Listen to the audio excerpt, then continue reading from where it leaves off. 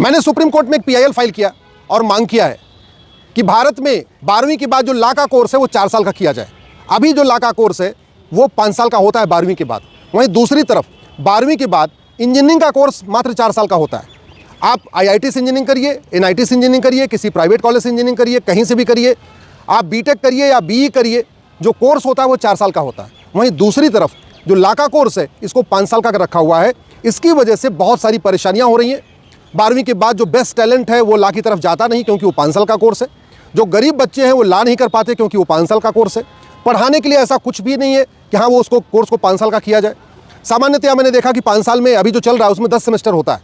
10 semester में हर semester में 5 paper होता है, तो टोटल होता है 50 पेपर लिया जाता है 5 साल में। लेकिन इस 50 पेपर में 20 पेपर का कोई लॉ से रिलेशन नहीं होता।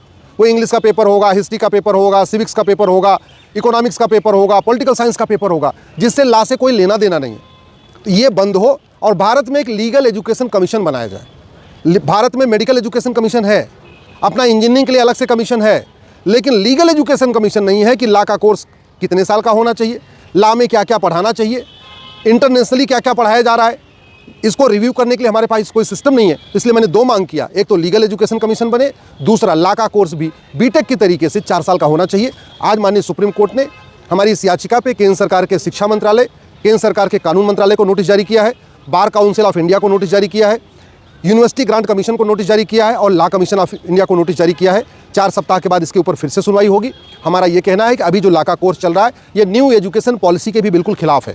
जो न्यू एजुकेशन पॉलिसी आई है केंद्र सरकार के द्वारा, उसमें साफ साफ लिखा हुआ है कि सारे के सारे जो ग्रेजुएशन कोर्स हैं वो 4 साल के होने चाहिए। जो लॉ का कोर्स है बैचलर ऑफ लॉ वो भी 4 साल का ही है। फिर एक तो दो डिग्री एक साथ करने की ज़रूरत नहीं है कि BA LLB, BA भी बैचलर डिग्री कोर्स है और लॉ भी बैचलर डिग्री कोर्स है, तो दोनों को एक साथ करने की ज़रूरत नहीं है। BA का LLB से कोई रिलेशन नहीं है। तीसरी जो सबसे बड़ी दिक्कत आती है, जो कॉमर्स के स्टूडेंट हैं, जो साइंस के स्टूडेंट हैं, जो मैथ फिजिक्स केमिस्ट्री 12वीं तक पढ़ते हैं, उनको फिर जाके वहाँ फोर्स किया जाता है कि नहीं आप इकोनॉमिक्स पढ़ो, आप हिस्ट्री पढ़ो, आप सोशियोलॉजी पढ़ो।